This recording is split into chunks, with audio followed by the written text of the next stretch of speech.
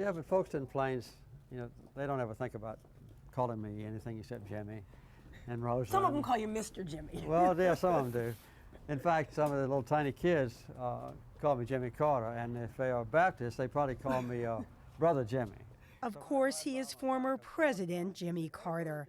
But if you visit him at home in Plains, Georgia, you could be forgiven for thinking he's just an unassuming, retired gentleman, whiling away the days in his garage workshop. Only this setup has an unusual history. When I came home from the White House, the cabinet officers and my staff took up a collection to give me a going-away present when I was involuntarily retired from the White House. And so the present was a completely furnished wood shop. It's here that Carter, now 81, pursues hobbies like woodworking and winemaking. For some reason, I had the impression that you were sort of a teetotaler. No, my wife and I really enjoy wine, particularly excellent wine, like some of this. He also dabbles in oil painting, but once again, there's a story there. I really got started painting 2 or 3 years ago when I wrote a novel called The Hornet's Nest, and we were searching for a cover for my book, so I decided to paint the cover. Only you would write the novel and paint the cover too. And it turned out pretty well, yes. Now his paintings sell for up to $250,000. So do the pieces of furniture he handcrafts. Well, this is the last piece that I made. And if you'd like to own a Jimmy Carter original, well, this armoire will be auctioned off next month. But Jimmy Carter will keep none of the money for himself. Profits from all his artworks go to fund the Carter Center. Because no matter how much he loves his hobbies, his true passion is charitable work. Here in the U.S., Carter and his wife Rosalind are known for building houses for Habitat for Humanity. But overseas, the focus is on the Carter Center's work in 65 third world countries, promoting democracy, human rights, economic development, and health. We have transformed the lives of, I would say, millions of people, primarily in the poorest and most destitute and forgotten communities in the world. Just give me an idea in the last year of some of the places that you have traveled, because it's a pretty amazing list. Well, we have. We conducted our second election in Indonesia, which brought that country into the democratic fold, the largest Muslim country on earth. We've been to several countries in Latin America. We've been to Ethiopia twice, to Ghana, to Liberia, to Nigeria. Just this past week, Carter traveled to the Middle East to monitor the Palestinian elections, which he deemed completely honest, completely fair, completely safe, and without violence. Jimmy Carter.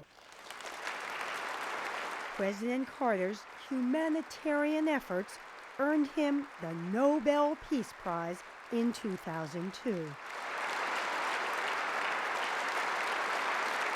It was especially sweet because, as he said, Jimmy Carter did not leave the White House voluntarily. But now, the credibility he established over the years has been a major factor in propelling his latest book, his 20th, by the way, to the top of the bestseller lists. The book is called Our Endangered Values, America's Moral Crisis. You have said that you were a little hesitant, you were a little worried about writing the book. I did it with some trepidation, some hesitancy. And no wonder. Carter is highly critical of current White House policies, especially the decision to go to war in Iraq. Some of the top advisors of President Bush, in my opinion, had a strong inclination to have a war in Iraq even before President Bush was elected. You say, with false and distorted claims, this administration misled the U.S. Congress and the American people into believing that Saddam Hussein had somehow been responsible for the dastardly attack on September 11th. That's a pretty tough statement. Well, I don't think there's any doubt that it's a true statement. And I was very careful in the book not ever to criticize President Bush. You do single out Vice President Cheney in your book. Well, sometimes I think the Vice President has been somewhat careless with the truth, yes.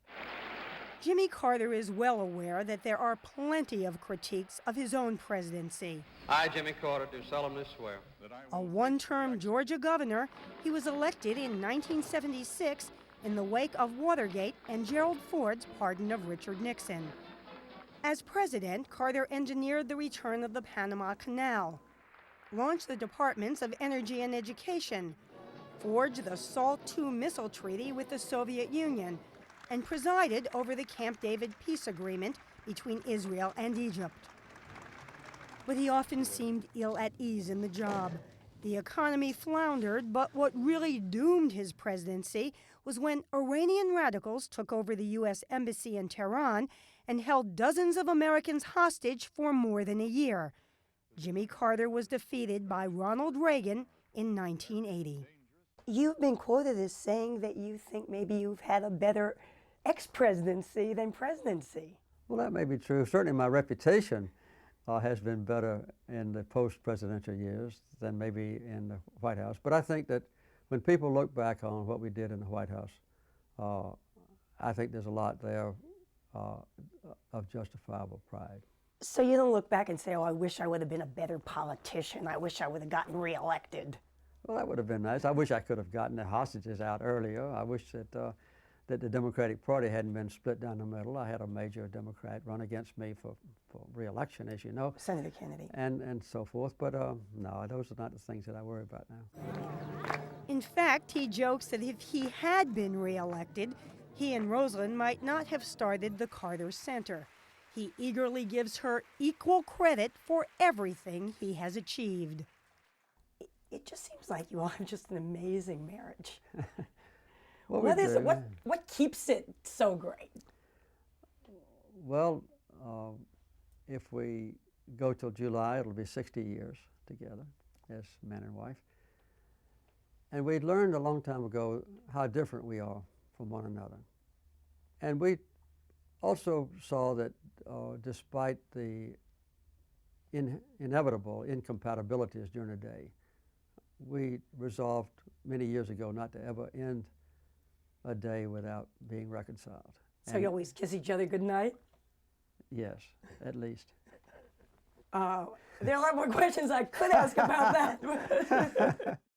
The Carter clan now includes 4 adult children and 11 grandchildren. Yes, daughter Amy has grown up. And despite his father's disappointments in politics, the president's oldest son, Jack, is thinking of running for the U.S. Senate from Nevada. And you would be for that? Yes, I would, if he wants to run. I haven't, I mean, it's up to him. It's a tough job to run against an incumbent senator. And what's ahead for Jimmy Carter, that unassuming retired gentleman who happens to be an ex-president? More good works, more book writing, painting, furniture making, and an abiding faith in his fellow Americans. So you're an optimist about where this country's going? I have total confidence in this nation and its people, yes.